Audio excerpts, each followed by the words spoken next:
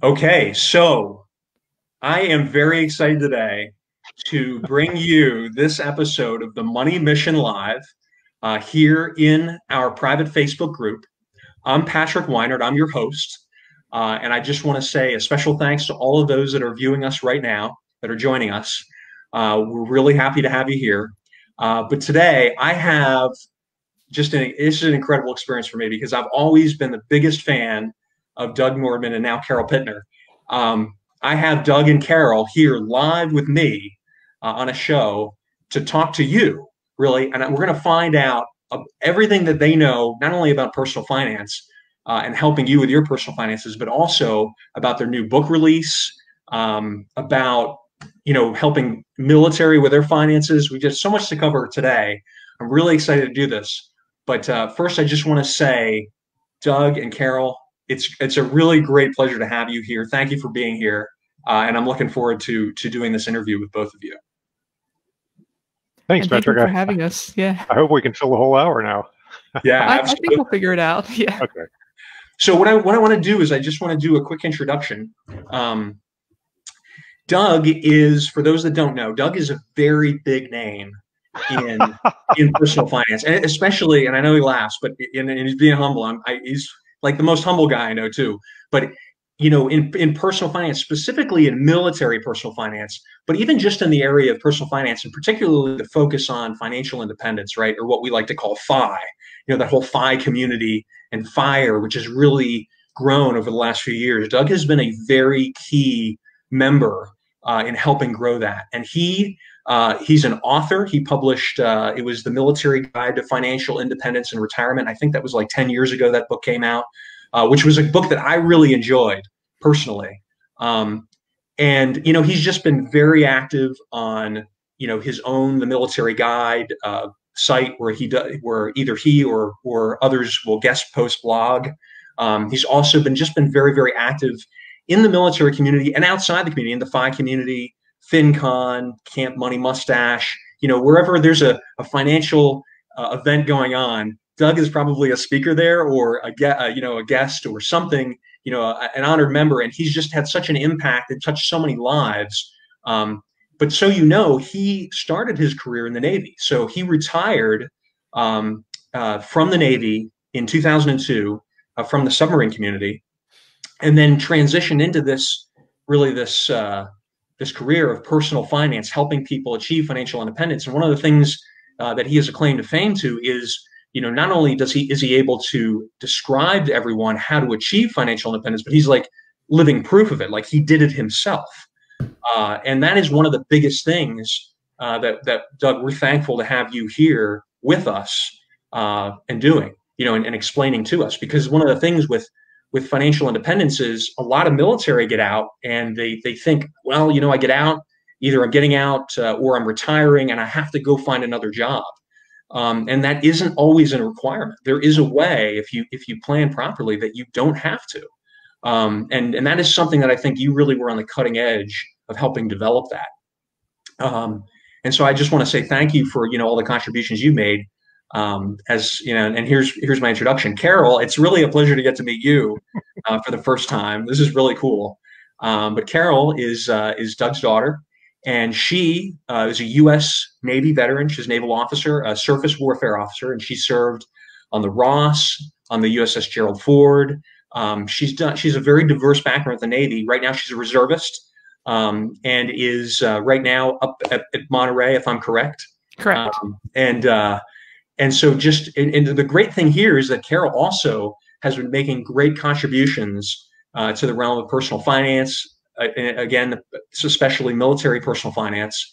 And the latest news, which I have been successful in actually getting an early copy of this, is the soon-to-be release of their new book, which is Raising Your Money Savvy Family for Next Generation Financial Independence.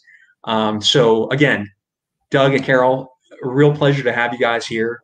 Thank you for being here, and I can't wait to get into this with you. And I can see we have some people who are already on Facebook now and messaging me. Doug, good to see you. Dana, also good to see you. Also good to see my friend David. David, good to see you as well. So what I want to do is, first off, I just wanted to say, Doug and Carol, is there anything that you wanted to add to that intro? Is there anything I missed? Anything that you wanted to add, just to kind of give the audience a little bit about your background, or things that were you think of importance in your careers, either in your military career or after, that are important to bring up. I want to bring up one detail in that Carol and her spouse are raising our baby granddaughter. And so this is all personal. It's not just us coming to you from an ivory tower telling you how to raise a money savvy family. This is going to be live, and it's going to be an experiment for the next 18 years. And at least this time, one of the Nordmans has a clue on how they want to proceed. And at least this time I have a guidebook. That's part of the reason that we wrote the book, was like, okay, do you remember everything we did with you? Okay, good. Make sure you remember that and then apply that to your daughter. Don't screw her up. It's like, okay, this is going to be all right. We'll see what happens. Yeah, that's awesome. Yeah, I forgot to mention that. And it's your daughter's name is Aria. Yes. Okay, awesome. 7-month-old. Mm-hmm. I think Doug is thrilled that he has a granddaughter, but at the same time is able to be a little bit more hands off. Is directly involved himself in it. It's a great nice gig. Thing being a grandparent. My dad always talks about that all the time. I have 3 nieces, or I'm sorry, I have 3 siblings, and I've got about 14 nieces and nephews, and he's always like, he's like, it's great to not have any responsibility for them and still get to enjoy them.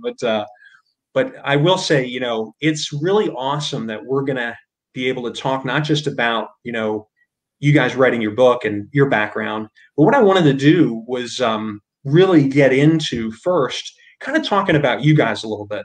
I want to talk about the personal finance stuff, but as you can see, like I'm constant smiles here. I'm so thrilled to have you on here. But I want to I want my audience to find out more about you guys as people a little bit. And so what I'll do, Carol, let me start with you. Carol, I realize you came from a military family. But what was it? Was there anything in particular that really inspired you? Was it maybe your dad, or was it something else too that inspired you to really want to be in the Navy, or even be in the military at all? Well, I have to admit, it was good old-fashioned teenage rebellion. As much as I want to make it sound glorious, that's really what it came down to. Okay. What had happened was Mom had an old classmate of hers from the Naval Academy, because Mom had gone to the Naval Academy as well. Yeah. And this old classmate was now the head of the math and science department at the Naval Academy. And Mom and Dad just had to go visit her. They had to go see their alma mater. And hey, let's bring Carol along. She's about 13 years old. This whole college, ramp is about to start. Yes. And they bring me to the Naval Academy, and it is a gorgeous place from the outside. You're watching from the outside along in lines, and you're seeing them getting all this fresh air and exercise and all these uniforms, and it looks so cool. And the 3 of them, my mom's classmate, my mom, my dad, are all sitting in the porch, and they're just laughing at me, because all 3 of them had been midshipmen themselves, and they had seen that same dream, and they had figured out what the reality actually was in attending the Naval Academy. Right. And so the first thing Mom and Dad say is, don't feel any pressure whatsoever to make the military a family business. We don't want you to make it a family business. We want you to go out there and do big and bold things, but there's no reason for you to join the military just because Mom and Dad did the military thing too. I said, okay, great. I'm going to join the military. Like, okay. But before you... Or reverse psychology, right? Exactly. Before you join the military, there's a bunch of different ways you can do this. You can do enlisted, you can do officer. Oh, I definitely want to be an officer. Okay. Now, we can do different ways of going into the officer side. You can do academy or OCS, or I'm definitely doing the academy. Okay, hold on. Before you do the academy, let's make sure we know all of your options. This was a 3-year discussion. Yes. Yeah, this is cool. It took me a long time to decide where I was going to go to college. Right. I mean, so I totally get it. No, I totally get the long decision time. And what I really appreciate, especially looking back on it now that I've had my college experience and I've talked with my classmates about their ramp up to college and high school, I really appreciated how Mom and Dad took me on campus tours, and they actually took 1- and 2-week vacations to the mainland, because I grew up in Hawaii. But we Yeah. took 1 and 2 week vacations to the mainland to actually go and to see these college campuses and walk around them and interact with the students and do summer camps. And that was really helpful because it made me realize that as wonderful as the Naval Academy is, and it's a very good school, there's also all these other amazing schools that the United States has to offer. And Yes. so I did eventually settle on an ROTC scholarship because I realized that as much as the academy offers that cloistered, that inside environment for the military, it would be nice to have some freedom. And there was an element of freedom that ROTC offered that the Naval Academy would not. Yes. And what I also liked about this was one thing that really helped me decide between the academy and ROTC was if you have any struggle with the Navy part, if you realize that the military is not for you, if you have any issues with being able to pass the physical standards or overcome any mental obstacles, if you fall out of the Naval Academy, you've just dropped out of both the military and college. But if you do the same thing in ROTC, you've only dropped out of the Navy part. You still have that opportunity in college to pivot and to come onto something different for a degree or even a path after college. And so that was, I was 90% set on joining the military. I was 90% set on joining the Navy. And it was good to know that things like OCS and ROTC are options for you to get your feet in it and to ramp up into it, but not go completely 100% devotion like a lot of military academy students will have to.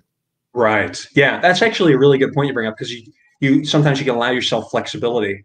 And I want to actually touch on this very point that you bring up, maybe when we talk about the finance stuff a little bit, because I think this is a good point you bring up.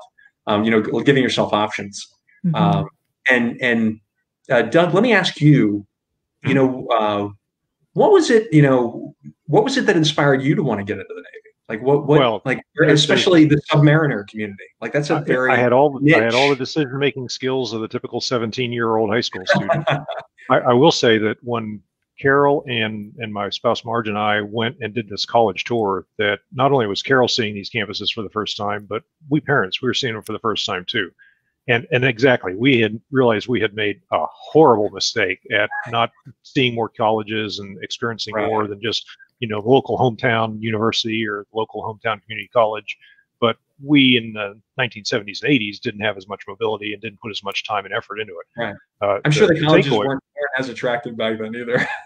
No, maybe not. And the other issue there is that it's probably a very good idea as a parent for you to spend a little bit of the college fund while your teen is still in high school to do these tours, to do the summer camp, to work on the SAT prep classes, on college prep in general. I mean, if you've been saving money for the college fund and you expect to invest 2 to 4 years of their time in a university or community college, whatever the plan is, you want to make sure that you don't have to change colleges or universities or majors in midstream any more than is necessary. And you want to make sure that that student doesn't call you up on, Labor Day or Halloween and say, "I've made a horrible mistake. I want to come home." So we got great value out of the college programs. The Naval Academy and all the service academies have learned that they need to do what they call summer seminar, where they take you there for a week and show you the glamorous life of a cadet or a midshipman. All the colleges in the country now will probably do a similar program, math and science, STEM, getting to know us kind of a thing. It's expensive, but consider the cost of having to drop out of a college program and switch colleges and the other opportunity costs that you lose if you do end up making a mistake the first time out. That cost of try before you buy is very reasonable. Yes. As a 17-year-old, my best friend in high school had an older brother who had gone to the Naval Academy, and I never really got a clear answer from him years later on why he went to the Naval Academy. But whenever I saw him, he would be sitting at home. It would be 9 o'clock on a Tuesday morning. He'd have a cold beer in one hand and a hot chick in the other, and he'd be wearing a Navy T-shirt, and his life looked awesome. And I wanted that life. And it was years later that I realized that while I was seeing him on leave, I was seeing him when he didn't have to go to the classroom and do all those other things. Now, I had my time at the academy to try before I bought, but it turned into that irresistible challenge. And I, at the time, was very obstinate. Today, persistent is a better characterization, but back then I was just darn stubborn, yes.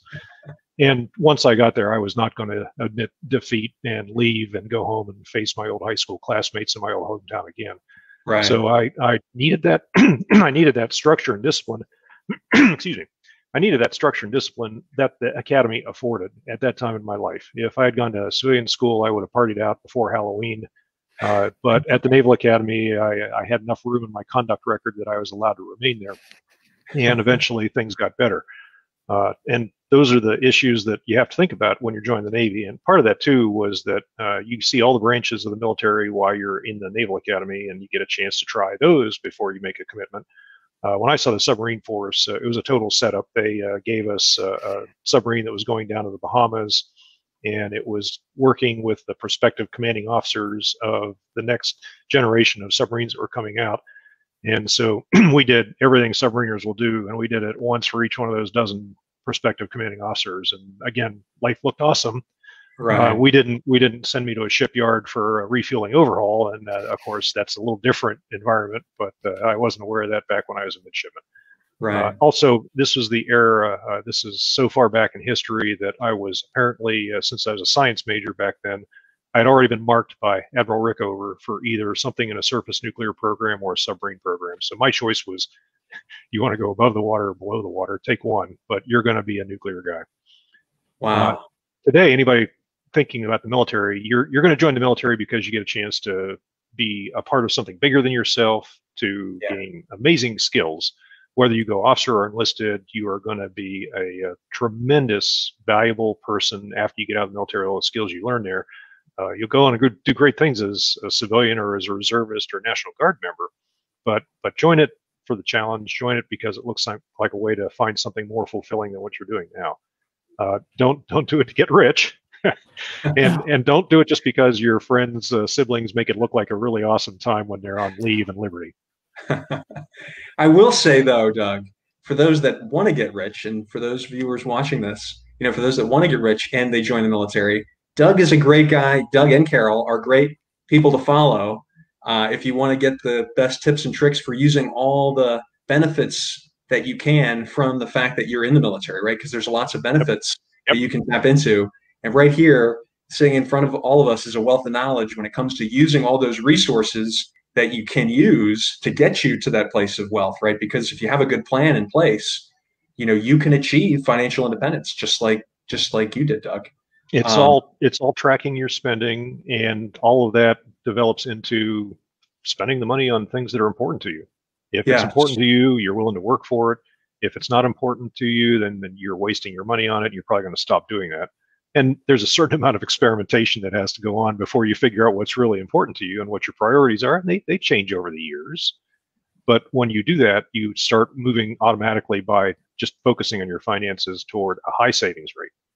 Yes. And that high savings rate, that's the most significant factor. You can make a bunch of dumb mistakes along the way, and that high savings rate will pull your ashes out of the fire every time and get you to financial independence. The question isn't, can you reach financial independence? The only question is, how long will it take, and how long are you willing to work to be able to afford the kind of financial independence you want? And Carol's keenly aware of this now, but we also have that impression in the civilian side that you're going to lead a life of deprivation for 20 or 30 years so that you can reach financial independence, and then lead a life of indolence and luxury. And you're laughing because you understand the reality is a lot different than that. Right. You're going to lead a quality life, and you're going to enjoy it, and you're going to spend on the things that bring you pleasure and work toward financial independence on your own terms. It's not about being rich. It's about having the choices and having the control over your time. Yeah. It's interesting. In the military, where deprivation starts. Where frugality ends. Yeah, for sure. And in some ways, the military, I think, does prepare people for that to a certain degree. Not that everybody in the military does well with their money, because we all know, when I was in, I certainly had Marines that had financial problems, and I had to help them out, and that exists everywhere. But it definitely, that lifestyle does lend itself to encouraging people to cut back or to deprive themselves a little bit, or at least be comfortable with doing that. And if you're okay doing that, then you're definitely well on your way. Like the point that you brought up, Doug, that I really like, was you said, hey, if you got a good saving plan in place, even if you make some mistakes along the way, you're still going to be okay. It's kind of like the whole 80% solution. Hey, let's get a good plan and move out. We don't need the perfect plan. It's like the 80% is the saving. The 20% is the investing. Not that investing isn't important, but you can make mistakes and still be okay. But if you don't save, it's not going to work. You know what I mean? It's like we can talk about it. I know lots of people talk about investing but don't save any money, and they're really smart about investing, but they aren't wealthy because they didn't save anything. Well, you don't have that high savings rate to make the contributions to get to those investments. You won't get rich just from investing in the stock market. You'll get rich from saving and investing, and then that investment will grow as the stock market grows with it, or whatever you're investing in. The same principle with real estate. Exactly. Yep. Now, one of the problems I've seen just in my short career is people will say, "Ooh, TSP," or the 401k equivalent. "Ooh, TSP, put $19,500 into your TSP every year. That means you've automatically saved $19,500." But what a lot of people forget is after you put that money in TSP, you have to choose how you want that money to be invested in TSP. I mean, you can have it in government bonds if you want, if that's your asset allocation plan. But then at that point, a lot of people are saying, well, what's an asset allocation plan? And that launches the whole discussion. Right, Carol. And you know what? You bring that up a really good point in that at least when I was in, TSP was set up so that when your money went in there, it was kind of this default setting. Everything just went into the G fund, right? The government securities. And most people had their money in there, not because that's where they wanted to be invested, but because they didn't even know how to log into their TSP. And that's just where their money went. You know, it was just a default setting. And so I don't know if it's still that way with the way the blended retirement system is now, or if it coming soon, we're gonna default a 5% contribution by default, and by default it's going to go into longest dated L fund. Okay, that's great. If you're commissioned or if you join the military and you lose your TSP login and you can't remember your password, at least you're getting the full Department of Defense match in the blended retirement system, and at least it's going into an appropriate beginner asset allocation. Yes, yes. Now, I wanted to ask, Carol, I wanted to ask you, what do you think right now in your experience? So you have some experience having been in the Navy. You're now a reservist, and your husband is he's assigned to Monterey. Is that correct? Right. So the reason we're here in Monterey is because he got orders to Naval Postgraduate School. So he's working on his master's degree right now. That's outstanding. That's incredible. Thank you. I guess my question is, your husband's in the Navy, you have naval experience, and obviously you have a family now with your daughter, which is great. My question is, what in your experience so far, what have you seen? Either if it was those that were put under your charge, either those in your family, you, your husband, your daughter, maybe your extended family or friends, or people that you've worked with. What have you seen being one of the biggest challenges when it comes to personal finance? Like what do people have the most difficulty with, and what's something that you could say would be a solution to that? And I open this up in a way that it definitely talk about your military experience, but if there's a way that you could relate that even to people that aren't in the military, because our audience is very diverse, that would be great. I think that the biggest challenge people have is overcoming a culture that may be incorrect about finances. And it's not a culture that's their fault. It just might happen to be the culture that they grew up in. It may happen to be the culture that their current unit, their new military unit is in. It could be a culture that was promoted in one of their training camps, and they didn't realize that they had adapted that culture as part of the indoctrination. And what I mean by a bad culture is, I mean a culture where people have been taught that you are going to be doing 20 years in the military, so all you have to do is make it to 20 years and the pension will take care of you from there. Right. Or it could be something like you have the steady military paycheck coming in, you can spend as much as whatever you want as long as you're making sure you take care of your family first. And so this culture might involve pickup trucks and Dodge Challengers. You're right, and that's the problem. Is that on the other side of things, the military and the community at large, the American community at large, has gotten a lot better about protecting its service members and making sure that they're not getting ripped off by loan sharks and predatory payday things. But at the same time, we're not doing a very good job of talking about values. There are folks out there that are real gearheads, they're real mechanics. They really are mechanics in the military, and they love machines. And to them, it makes sense for them to have that $32,000 Mustang. But then what about the folks that are not gearheads, but they see that flashy lifestyle and they think, ooh, I got to have that. Not really understanding that it's less about the appearance and it's more about how that makes you feel as a person. Does that make you feel like you're accomplishing everything that you set out for? Or is that just a status symbol, so to speak? And so I think the hard thing is, first, it's the admittance of this is not the culture I want.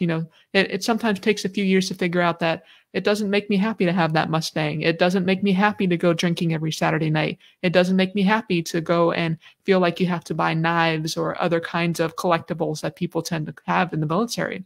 And once you figure out that that's not what you want to do, okay, what do I do instead?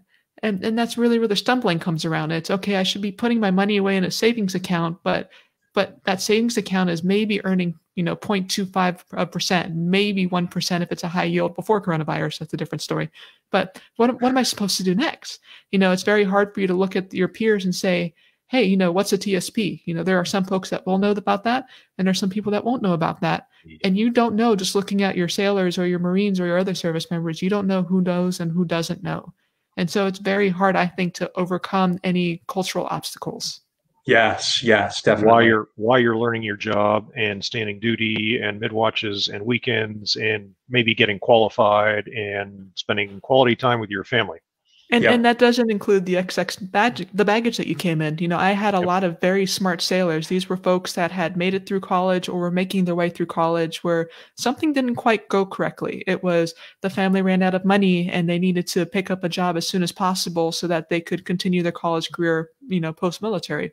Or it could be the kind of thing where, life didn't give them a fair shake. And I actually had a sailor who was emancipated at 16, and she worked jobs and had apartments until she was finally of the legal age to be able to join the military and, get a better life than was offered being an independent teenager.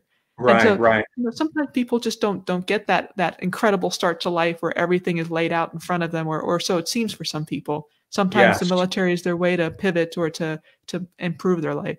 Yes. Yeah, and actually, we got a few comments here. So Dana just said, "Great advice about checking our cultural biases." So that's really cool. That's good to hear. Also, Sean just said, "Doug's kind of a big deal in this community." That would be Sean with a last name starting with G, I suspect. That's yeah.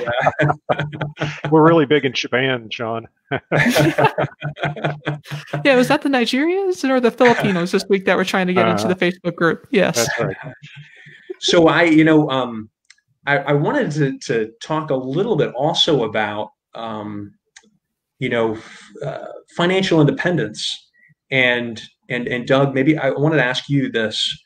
You wrote the Military Guide to Financial Independence and Retirement and a number of years ago, which I thought was a really, in my opinion, it was almost kind of like a cutting edge book, because I don't remember seeing anything like it before it came out. Right? There was nobody who'd written a book or gave any kind of guidance on, hey, you're in the military, how would you like to be able to get out and not have to work anymore?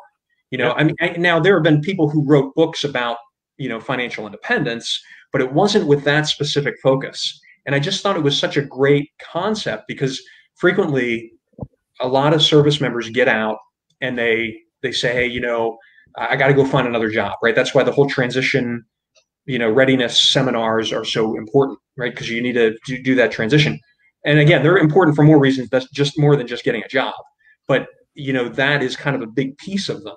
And I guess my question to you is, what is it that service members, if they know that they would like to have that as an option, what's the best way to start? Like, how do they start? Do they get counseling from Military One Source? Do they talk to their chain of command? Do they talk to you? I mean, obviously I'm going to encourage them to talk to you. And in case, you're just joining, I saw a couple people just join here. I'm talking to Doug Nordman and Carol Pittner, and we're talking about personal finance, not just for military, but for people in general. And I also want to say, just again, make a pitch for Doug and Carol and their new book that's going to be coming out soon, Raising Your Money Savvy Family for Next Generation Financial Independence.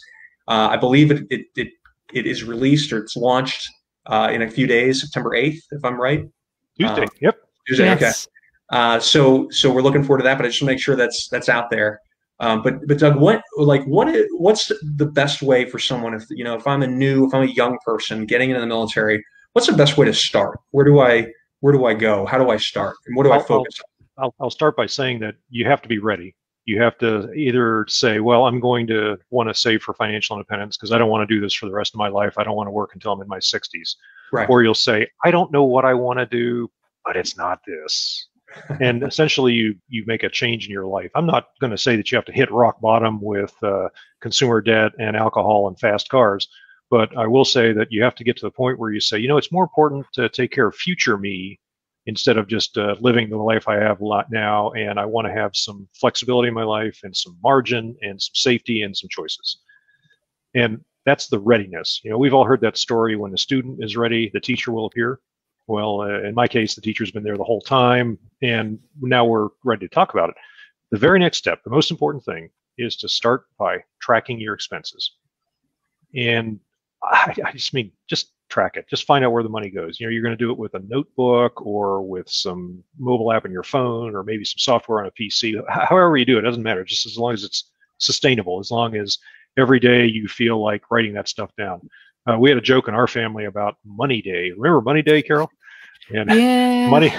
Money Day was that magical day when the stars aligned and everything in the schedule fell together so that Carol could spend an entire Saturday organizing all the receipts and all the expenses and all the canceled checks and all the other spending that she'd done to balance her checkbook or make checks to pay her bills or whatever. Money Day never happened. The sun never came out. The unicorn never brought it to her. But it has to be sustainable tracking. It has to be something you can do every day, every time you spend money, even if it's just taking a photo of the sales receipt with your smartphone. You'll track those expenses. And when I say, go ahead. Real quick, let me ask you this. Yeah. Let's say the expenses being the most important thing. Is there a way that you would recommend to get someone, like, even if they're not military, to get someone motivated to do that? Like, how do they get themselves motivated? Because, like, to a lot of people, budgeting is kind of dreary. You know what I mean? Yeah, I've avoided using the B word here. Yeah, I know. So, I'm the one. I'm not there yet, but we're not even going to bring up the B word. But you're absolutely right about the motivation, and the motivation starts from you saying, "I want to do things differently." Maybe it starts from, "I have to pay off this student loan, or I have to get rid of this credit card debt." Maybe it starts with, "That car looked really good until I found myself paying $1,000 a month for the loan and the insurance, and I can't afford the gas." So that readiness is crucial. And to get yourself on board with that, you have to have that awareness that you're living a life that is not aligned with your values. You say, I don't know what I want to do, but it's going to be different from now, and how do I do that? And my answer to that, I don't want to live this way anymore, is start tracking your expenses. The method by which you track your expenses is totally up to you. It just has to be easy for you and sustainable. And I literally mean it could be a pencil and paper. And the whole point of tracking expenses is that after you do that for a couple of months, just living the life that you're working with now, that you'll see where the money is going. And that's the issue, is that awareness of where the money is going. And I'm not asking you to go to the gym for 2 hours a day and work out. I'm not asking you to eat a 1,400 calorie diet and lose 50 pounds. We've all talked about those New Year's resolutions that don't work out. This is the same thing. Track your spending. Don't criticize yourself. Don't judge. Figure it out. And at the end of that couple of months of tracking your expenses, go back and look at the numbers, and you'll quickly figure out what is valuable to you and that you're willing to spend the money for. You're willing to work for it, to spend the money on it. You'll also figure out where you're wasting it, and it'll be very clear where you're wasting your money. You won't have much trouble identifying the waste. After that, it's a matter of iterating on your discoveries. You keep cutting down the waste however you do that. You keep doing more of the things and spending the money on the things that you find bring you value. And once you've done that, after a few more months of that, your savings rate will start to rise. And once that savings rate rises, you're going to start paying off your debt. You're going to start organizing your living arrangements or your finances because you've got a little more flexibility. You're not constantly trying to stretch out the paycheck to the next month. And you'll start thinking about investing. Now we can talk about where to invest, asset allocation, thrift savings plan, all those other things that come with building wealth. But it's got to start with tracking the expenses. It's got to start with having that conversation with yourself. Is this the way I want to live? Is this important to me? And am I willing to work with it? And for those of you that have a spouse, I'll tell you that you've got to both be aligned on your values and aligned on your common goals. But in every one of these epiphanies where the couple says, I want to go reach financial independence, in every one of these couples, one of them is a little more enthusiastic than the other. And one of them is maybe going to strive for a slightly higher savings rate than the second person wants. And the best way I know of to preserve domestic harmony with that is that the two of you cooperate, of course. You have to negotiate, you have to talk through it, you have to communicate, maybe a little compromise. But the biggest, most important tool we've found over the years is to give each other an allowance. And I know, it sounds ridiculous, but here's the power of giving each other an allowance. When you and your spouse give each other an allowance, you're each going to get $50 a month or maybe $500 a month. It's whatever your savings rate is and whatever's important to you. But that $50 a month is your money to spend however you want, and no judging, no criticism, no tracking. The category in your B word, the category in your spending tracking is my allowance and their allowance. And you don't have to justify what you spent it on. You can spend it all on the first day if you want. You got to wait till the next month if you want more. You can save that allowance or roll it over the next month and keep saving it for a really big prize at the end of the year or whenever you reach your goal. But the whole point is to have some flexibility of your spending in your spending plan that does not depend on the enthusiasm of your significant other and doesn't have to be judged or justified. And that allowance is very powerful. Now, when you're out there with your allowance, you can do whatever you want, and your spouse is doing whatever they want. Maybe later on you'll be comfortable enough in your own spending that you'll actually share the information and tell them what you're spending your allowance on. But you're also allowed to, when one of you makes a poor decision, Carol's already smiling because she's seen this many times in our family, one of you is allowed to look at the other and say, that one's coming out of your allowance, right? You've all heard that growing up. Oh, the nice thing is that when, kids as parents, it's a scary thing, but kids are watching you. They're watching your every move, whether you want them to or not. And so what was funny was, from the age of, being able to speak 2-3 years old, I've been hearing my parents look at each other and say, that's coming out of your allowance. And so by the time I had my allowance, it was an accepted fact of my life that if I broke something in a store, that was coming out of my allowance.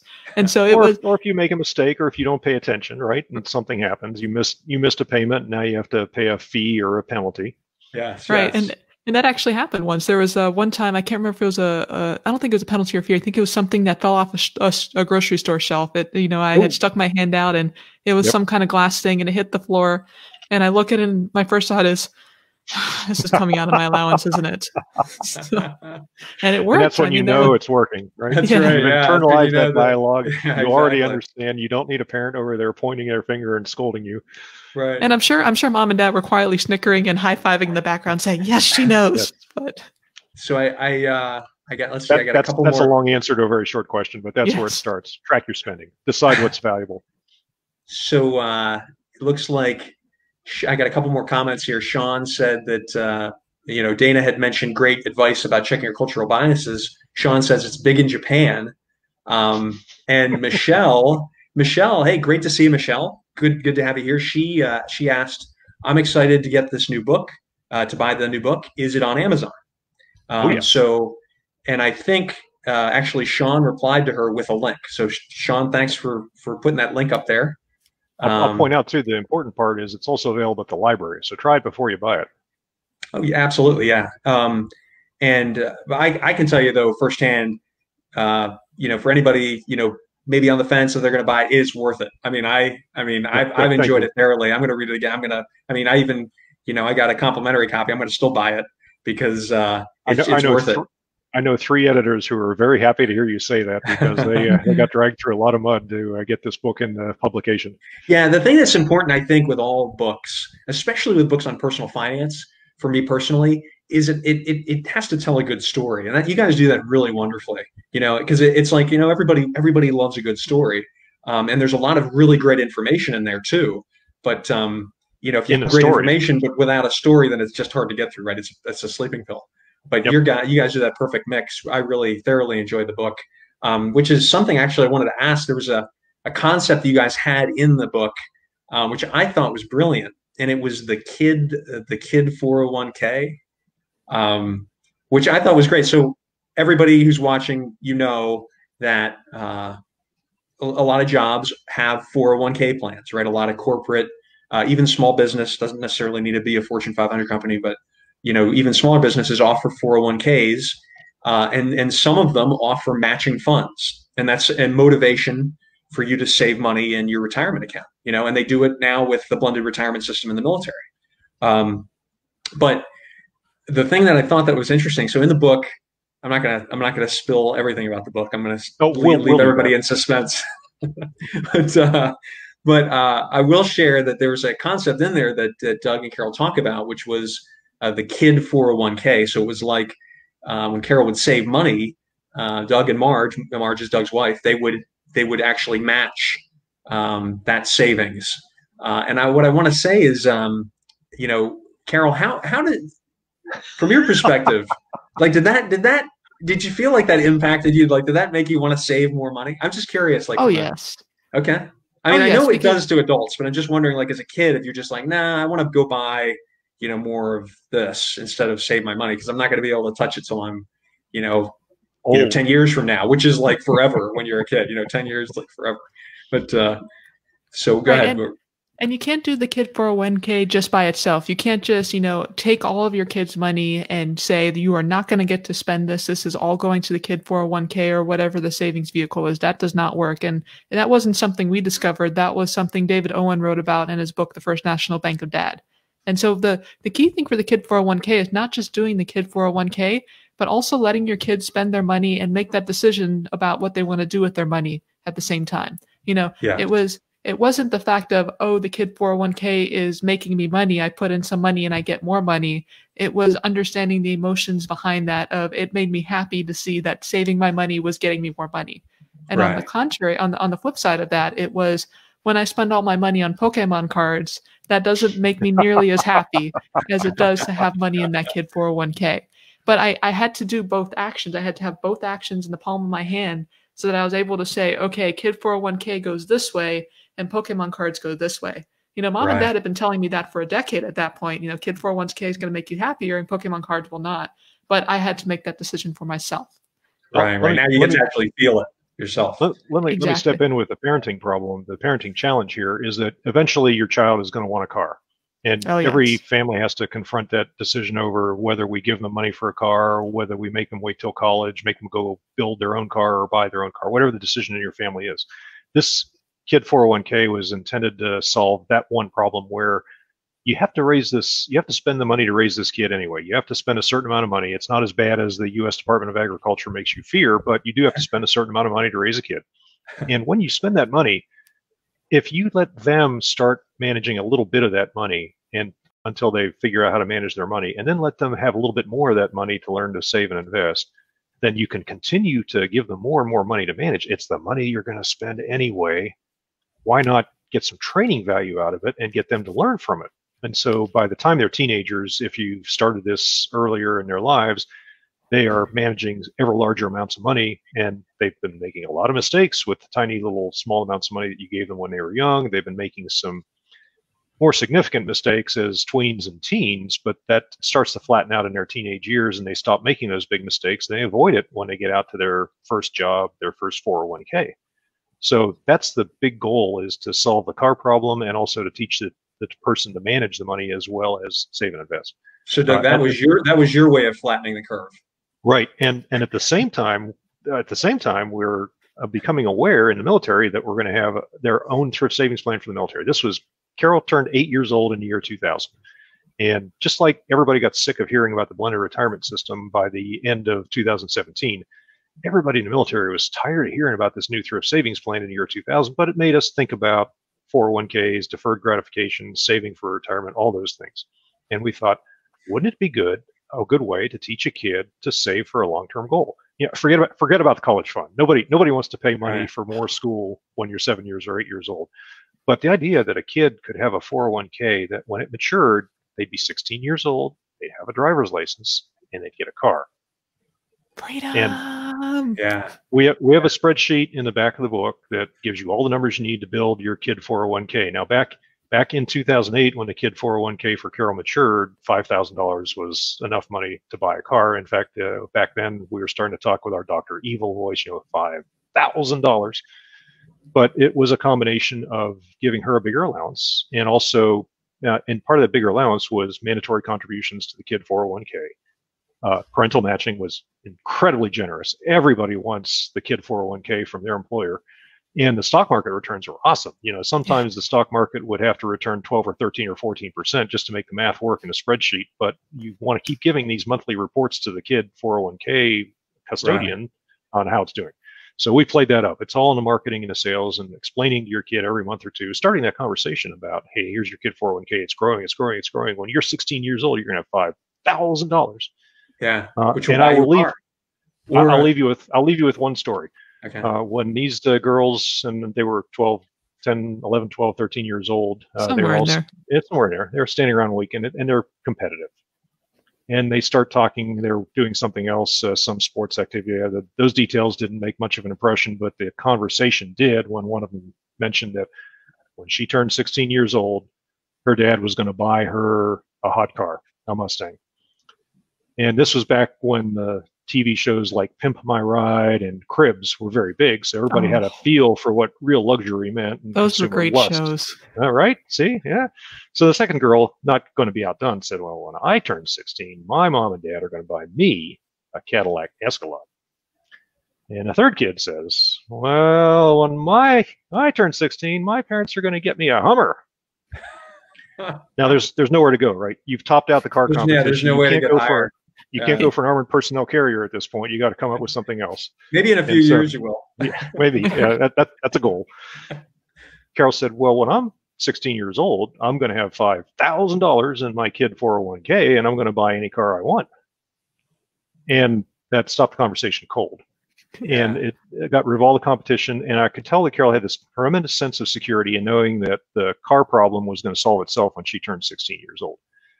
And the other side of that, parents, yeah, I'm letting you know now, the other side of the kid 401k is that when the word starts to get out in the middle school circuit about this kid 401k, other parents are going to come back to you and ask you to explain how this works. And they want to know what the kid 401k is, where are you getting all this money for it, and why are you going to give your kid $5,000 or whatever the number is to buy that car on their 16th birthday. Right. Carol, you can tell the ending of the story if you want when you turn 16. So we happened to be going run about our daily errands or whatever it was in our 1993 Ford Taurus. 94. Old green station wagon, almost as old as me because I was born in 92. Thing was on its last legs. I gotta say, Carol, when a commanding officer of like a ship or a squadron or something sees someone that has a vehicle like that, yeah, they'll be like, I know that guy or gal. They're not overextended. Right? That car was not cool. Yeah. Oh yeah. But then they know you have money. Right. And there's a great story behind that too, but that's a different story for later. But what happened was we were riding along in the Taurus and mom and dad were having the front seat discussion about, what's the next car we're going to get because this Taurus is getting old. I forgot what had broken this time. It wasn't the air conditioner. It was the water pump. Yes, it was the water pump. Yes. Okay. And mom and dad are kind of talking in the front seat. Well, maybe we can think about getting something a little bit newer, but I still want to get a used car. And I don't know, Priuses haven't quite come down in price yet. And kind of popped my head out into the rearview mirror and I said, well, what if I gave you guys my $5,000? Could I add my $5,000 to the mix? And then I would be the primary driver for the year and a half between age 16 and graduation from high school. And then can I have my $5,000, back when I go off to college? That way you guys get a Prius and I get something to drive. And mom and dad just kind of went, oh, that might work. This is just when that person comes up to you, that coworker or that subordinate or that sailor comes up to you and says, I have this awesome idea and all I need you to do is go along with me. Here's my initiative, support me. And you have to. This was 2008 and we ended up paying top dollar for a used Prius. But that Prius, that $5,000 from Carol and the rest from Marge and I to buy that car, it was her car to drive, but she also had to do all the maintenance on it. It's the perfect vehicle. I would highly recommend a hybrid or an electric vehicle for any teenager that's getting ready to drive because it's got simple enough controls for them to be able to understand what they got to do and get through it.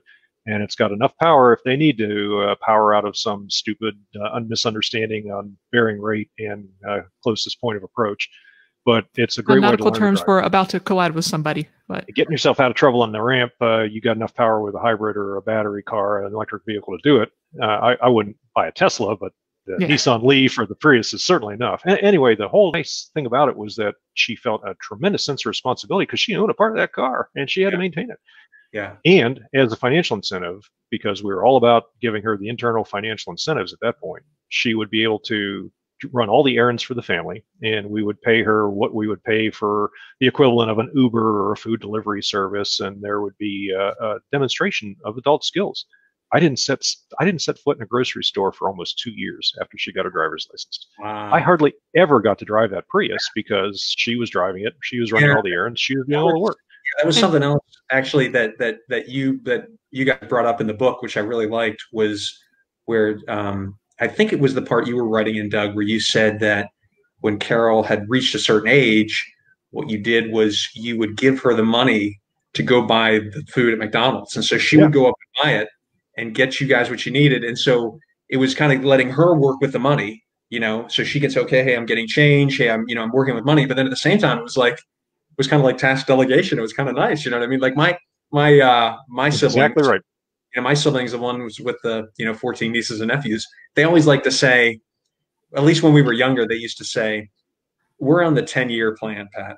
That means in 10 years, the older kids will be raising the younger ones. Uh-huh. But, hopefully. Yeah, hopefully. Exactly. But that's something I really liked about what you said. And now this is a question, actually, maybe a little bit more for you, Carol. And that is, I also remember reading in there, you guys were talking about, the Roth IRA, even a Roth IRA for a kid. And I think that's such a great idea. And I have, I even have clients that ask me about that. They're like, hey, should my kids, be, should they, have open a Roth IRA? And I think that's a great idea. What is it like? What do you have plans to do that for Aria? Yes and no. Okay. Yes and no. So the nice thing about the Kid 401k, and that was something we didn't quite explicitly state in the book, but the Kid 401k matured at about the same time that I was eligible for Roth IRA. There was a 2-year difference. But what was happening was, by having the Kid 401k, I was learning about the power of compounding interest, and I was learning about the emotions behind waiting for the compounding interest to take effect. Right. So by the time I was 14 years old and I had the state permit to work as a teenager, I was 6 years into the Kid 401k, which meant that I had 6 years of understanding that if you don't touch that money, it will get bigger. We swear it'll get bigger, just don't touch it.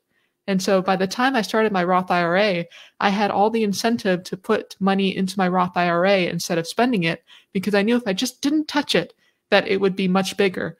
And it still kind of gives me that warm, fuzzy feeling when I go into my accounts, and I'm 27, about to turn 28. Some of that money has been sitting there for 14 years. Yeah. And half your life. Half of my life. And oh my goodness, that compounding interest. But you don't appreciate that as an 8-year-old or a 10-year-old. It's the kind of thing that the Kid 401k taught me that emotional behind. And you're still in your 20s too. And I'm still in my 20s. You're gonna write the next book. It's gonna be like How to Reach Financial Independence by the time you're 27. Right, exactly. Oh, we kind of did actually. Right. And so that was the thing, is that while yes, I am interested in opening up a Roth IRA for my daughter, it's gonna be largely on her to make that decision on whether or not to use it. I mean, sure, I can throw all the money I want into it, but that's no different than giving your kid, hey, here's $20 for your movies on the weekend. Here's $50 for your first night in college. That's only one side of the story. The other side of the story is going to be my daughter making her own financial decisions. Gosh, I just hope somebody has a good financial coach to help her through all these issues. I mean, I hate to see her rebelling against her parents, but if there's some outside friendly family authority that could help her get through this. My grandparents, wait a minute. I'll see if I can find some. Yeah. Oh, and we have another comment here. Dana just said, great story about the Prius. So just wanted to throw that out there. Thanks, Dana. We had that car all the way up until the end of 2019. Yeah, so that car, in the Nordman family, that car was 13 years. And when we bought it, well, I say we because I only had $5,000 staked in it, but we bought it in 2008. It was a 2006 car. So it actually did pretty well for its lifetime. Oh, yeah.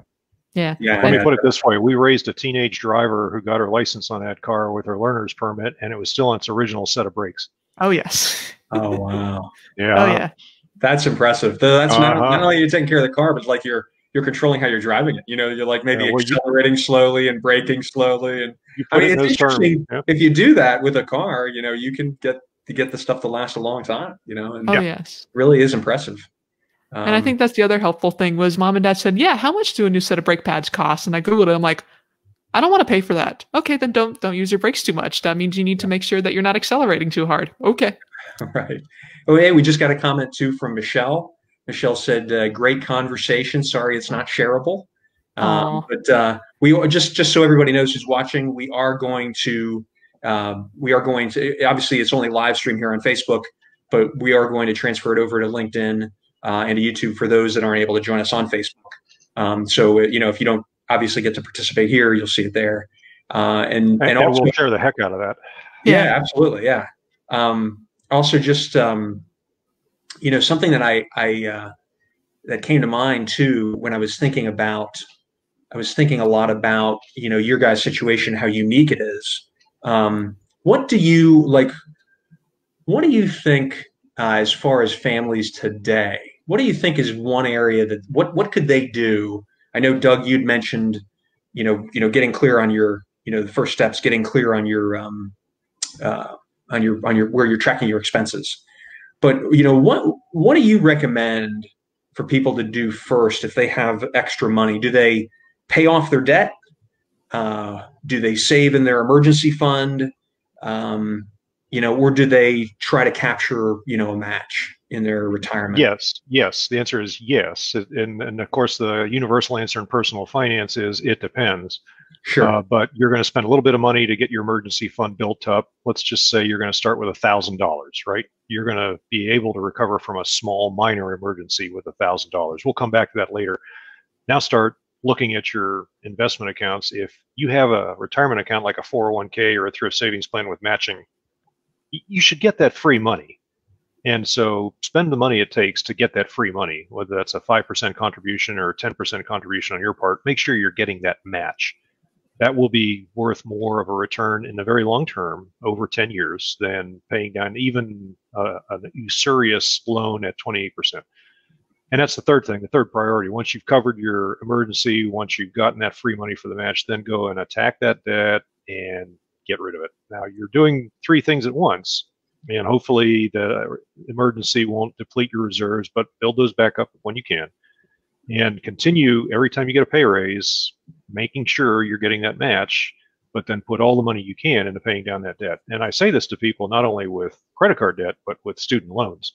And it gets more complicated at that point, because now with a student loan, you've got the military's version of income-based repayment. The military's public service loan forgiveness eligibility also comes to play there. So there may be ways to look at your student loan as a long-term plan that involves paying a little less income-based repayment and having the whole thing forgiven when you get to that 120 months worth of public service. So let me ask this, as far as student loans. There are some of the opinion that you kind of treat a student loan, if you have a stable job and you're able to get that interest rate down, that you treat a student loan kind of like a mortgage. Like you could pay it off. But I mean, I'm just kind of curious, are you of the opinion that maybe you would pay it off early, or I support that. I would say if it's underneath 4%, less than 4%, same rule I'd use for a mortgage. If you can get a mortgage less than 4%, it probably makes sense over the long term of 10 to 15 years to pay that debt down at the minimum rate you're required to pay it down at. And then maybe you want to accelerate that. Yeah, I agree with you, because it's like it adds to your financial resiliency. As much as it's good to be out of debt, it's like if you're just making that minimum payment and you're able to save more, then if you run upon hard times, you have a reserve that you can keep making that minimum payment to get through the winter. Absolutely. And let's acknowledge the other side of that. We've just gone through a bunch of math and logic to say, yeah, 4% is a good number and you should borrow below 4% and then pay it back as slow as you can. If you find yourself not being able to sleep comfortably at night, if you feel worried about the debt burden, if you're emotionally not really very happy carrying debt, then it's going to be important to you to pay off that debt faster. Even if you do have the world's best mortgage or the world's cheapest student loans, if you're not comfortable with that, behavioral financial psychology says that the behavior, the emotions, the feelings that keep you awake at night will derail the world's most mathematical and logical plan every time. And so if you feel that way, go ahead and accelerate the debt pay down to make yourself feel better. You still should invest for that match. You still need that emergency fund, but maybe you don't need to put in 20% of your savings in the thrift savings plan if you want to pay down debt. And maybe you don't want to have a $10,000 emergency fund. Maybe you only want to have a $5,000 emergency fund. And that's a perfect example of if you're going to spend your money in a certain way, make sure you're willing to work for it. You make sure you're willing to spend the extra time and avoid or lose out on other opportunity costs. Just make sure it's valuable to you. And if it is, then you're willing to work for it. You're willing to spend the extra time and effort to get that savings. And I do have a more specific example, actually. I'll keep it general to protect my friend's identity, but I do have a friend who she works in the medical field, and you know, she is in a good position where, you know, she's not on the coronavirus front line. So she is not that person who is dealing in the ICU and she's trying to deal with EMTs and she's trying to work through the very worst of what the virus is doing to society right now. But she's noticed that since coronavirus has taken hold and folks have been working at home, that suddenly more people are taking care of themselves. And so they're coming into her practice and they're actually making more and more appointments with her. And she realizes that this is a golden opportunity where she is never going to have so many clients at once for such a long period of time, because people normally don't make the kind of time for the work that she does. Right. And so what she did is she does have federal student loans. They're not quite as low as the 4% that Dad mentioned. They're a little bit higher. I'm going to throw out a number and say it's 8%, for example. Yeah. But she's realizing that with all of the halts on interest charging for federal loans in this coronavirus time, combined with the fact that she has more clients than she's ever had before, she's realizing that this is the perfect time to pay down that student loan debt, to get that debt monkey off her back, because never before has she had such a high income, and never before has she had such a low interest rate owed. Right now it's at 0%. So she can throw all that money at that principal and make that loan disappear even faster than having to emotionally wrestle with making that loan payment out for 10 or 15 years. Does she sleep better at night? She does. Oh, and she's dreaming about the other things that are valuable to the family. You know, they would love to move out of their apartment and into their own home, for example. And so the sooner that she's able to pay down this debt, the more money that they can put towards a mortgage or another kind of investment they would like for their house. And Carol, you know, to follow up on this story, would you say, in your experience being, you know, in the military, you had employment and your husband has employment that's probably a little bit more stable than some other jobs? You know, like I have friends who lost their jobs, you know, recently, and it wasn't like they were just like working at a restaurant or a yoga studio. It was like high-end sales executives losing their jobs. You know, people think that, oh, I have a really important job, I can't lose my job, and then they could lose their job and they're like, oh my gosh, you know. But in the military, there is a little bit more stability. You know, there's a little more, I guess, maybe a little bit more ability to count on the fact that you're still going to be employed for a certain amount of time. You know, like a little more warning before you lose your job. You get exactly. Yeah. That's kind of what I was getting at. Do you think, based on that maybe military service members in particular don't need to have as big an emergency fund, or do you think they should still have one that's comparable to, you know, a civilian counterpart? I can say that it's very hard to make a blanket statement for the military. What a lot of people don't realize is that the military is actually a very accurate reflection of the American population. The only thing everybody has in common is that they all chose to serve. But otherwise, you have all sorts of backgrounds, all forms of socioeconomic standards. Very, you know, it's the perfect cut of America because it includes a little bit of all of America. And so to say to everybody that being in the military means that you don't need as big of an emergency fund wouldn't fit, because that's like telling all of America you should have a bigger emergency fund. What I would really say is that in the military, it's exactly what Dad has been talking about, of weighing what keeps you awake at night. One of the things I used to tell my sailors, because we had a lot of equipment spread over a lot of stories of ships, it was, if you fell down a ladder well tomorrow, who's going to take over for you? Because when you fall down a ladder well, we don't know if you're going to get a concussion at the bottom and if you're going to be set in a coma. We don't know if you're going to break an ankle and that means that you can't work for the next year. We don't know if it's just going to be a sprain and you're going to be in physical therapy. You know, we can't gauge what's going to happen to you tomorrow. And so when it comes to building your emergency fund, it's not about the stability of your job. It's more about what are you going to do to handle the actual devastating emergencies? Because, you know, I had a shipmate of mine who found out that he had a very serious medical diagnosis while he was in the military, and the military was going to take care of him through that medical diagnosis. But what happened if he died in the middle of that? What was going to happen to his family? Right. And so that's the kind of thing that you want your emergency fund to be for. And for my family, we realized that our emergency fund is going to be best for what we call our big three expenses. So that's if we had to buy a new to us, it's really a used car. If we had to buy a used car, because, we got into a big accident yesterday and we need a new car, that would be one thing. If we found out a very distant relative had died and there was going to be a funeral, could we afford the plane tickets and all the costs associated with that on a dime? And so we make sure we have money for that. And then the last big thing that the military has seen in more recent years is the money is there, but it's not always in your hands. Sometimes there's some sort of budget fight that's going on. Sometimes you mean the money the military owes you? Right. Sometimes there's some kind of paperwork hiccup. We actually just resolved an issue where my husband was being paid the wrong kind of housing allowance for 6 months. He was owed thousands and thousands and thousands of dollars. But in the meantime, we had to cover those thousands and thousands of dollars while they tried to figure out that glitch. Right. And so that's what we also do, is we also keep about 3 months' salary on hand the next time we have that pay problem, next time we have that transfer problem or that computer glitch that takes weeks and weeks and weeks to resolve. That's a really good point, Carol. I have a couple of people that I've worked with who are still active military who had those very problems you talked about. And I mean, aside from just covering those expenses, just the time involved trying to get it corrected costs money, And so, it's a really, really good point that you bring up. Thank you.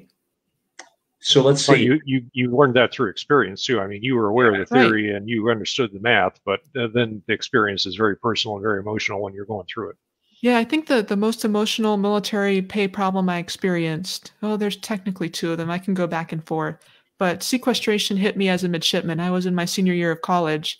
And because of the way that sequestration affected the military, they were making sure that the active duty folks, the ones that were actually deployed and they very much need that money to take care of their family at home, they were taken care of. The military, I figured out a way to keep their paychecks flowing.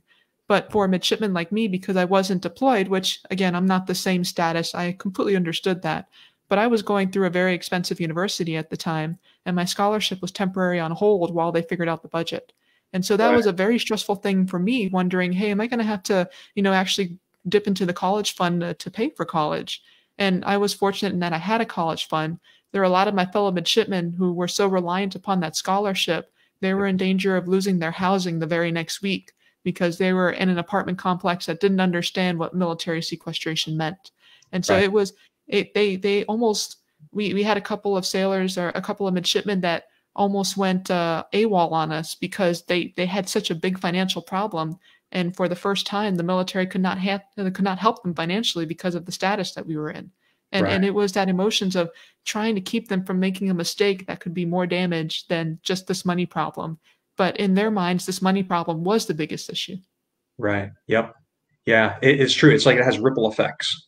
And so being able, having the resources necessary to address that too is a challenge.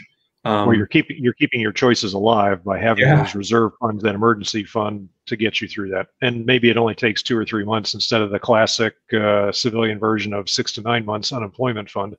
Right. So let's see here. I don't have any more questions, and I see we're a little bit over on time, which is fine. I have no problem with this at all. This is great to get you guys longer than the hour we had allotted. But I wanted to maybe finish off by just, asking you guys, is there anything that you wanted to share? Like, first, let me just say, for those maybe who joined us a little bit late, I have Doug Nordman, Carol Pittner here. They have just written a book, which I love. And as soon as I'm done here, I'm going to go write a review on it. I really encourage everybody to get a copy. It's going to be released September 8th. That's the book launch date. And it is the Raising Your Money Savvy Family for Next Generation Financial Independence. And what I want to do is encourage everybody, go get a copy. I just think it's an outstanding book. It's just a great read. I mean, aside from all the great knowledge in there, it's a great story. But then on top of that, also take a look at Doug's book, The Military Guide to Financial Independence and Retirement, because that is also a great book. But I just want to, again, pitch that to those who are just joining us. Doug and Carol have been just great. I wanted to say, as we wrap things up here, actually looks like I got a couple more comments here. Oh, Eric said, not bad for an old Cobra pilot. Well, hey, I appreciate that. I appreciate that. And here come the gauntlets. And Dana said, great interview. Thank you. So thank you. She was very appreciative of all the knowledge you guys shared. But let me just finish up by saying, is there anything, any closing thoughts or remarks that you, Doug, maybe wanted to share? Yeah. Just everything that we talked about. Every time we do this, the best questions come up about 5 minutes after we go off the air. And so I would say my email address is nords@gmail.com. And Patrick, you're going to probably put those in the show notes or whatever other we put out on social media. Send me an email or ask me a question on Facebook, because if you have a question about military personal finance or your money savvy family, then everybody else does too, and we can answer that out in public on social media, or we can answer it privately on email if that's what you prefer. But just send me an email or contact me and ask your questions, and we'll get you answers. Awesome. Again, Carol, what closing remarks do you have? Like thoughts you want to share? Support your local library. I know that coronavirus has been taking its toll lately, and it's getting to the point where people have questioned whether or not they should keep their neighborhood libraries open. And I want to say support your local library. You don't necessarily have to go and donate money or books, but I would certainly start using the resources they have to offer. Use the ebook borrowing, which is a new feature I'm getting used to still. Yep. So, start borrowing books. Just go up there and use the resources so that the librarians are able to turn around and say, hey, we need to continue to support our community. We need to continue to make sure these sources are out there. It's been tough. This economy has been tough on a lot of people. And libraries have been one of the steadfast ways to help people out of a bad situation. So please support your local library. That's a great point, Carol. Thank you. Yeah, and to follow up really on what both of you have said, due to the fact that we're kind of in an economic winter right now, I think it's just really critical. I think that knowledge that both of you are sharing with the audience, with the people that will still watch after we're done here, is just really critical. Whether or not they're in the military. Because it's just kind of getting your financial house in order is such an important thing, especially in times like this. So let me just close by saying to each of you, thank you. Doug, thank you very much. Carol, thank you very much for being here. It was a real pleasure and an honor to have you on the show here. And I really look forward maybe to having you back at some point in the future if you'd like to come back on. But just you sharing all this knowledge really, I think, is going to benefit people a lot. Just getting this word out, not just about your books, but just about the experiences you had in finance in general, and helping them kind of get their financial house in order, especially in times like these. Thank you for having us. And it's my pleasure. And I also want to say thanks to the audience, to all of you. We still have people on here. They're just eating this up. We're an hour and 15. Thanks to Sean too. Yes. Yeah. Thanks to Sean. That's right. Let's see if we have any more comments here. Yeah. Eric said he's going to update his library card next week. So excellent. All right. Yeah, Eric. Good move. That's awesome. So again, thank you very much. It was a real pleasure having both of you. I look forward to talking to you guys again soon. And I also look forward to talking to members of the audience here again soon when I see you again. So have a great day, and we'll talk to you soon. All right. Thanks, everybody. And thanks, Patrick. Bye.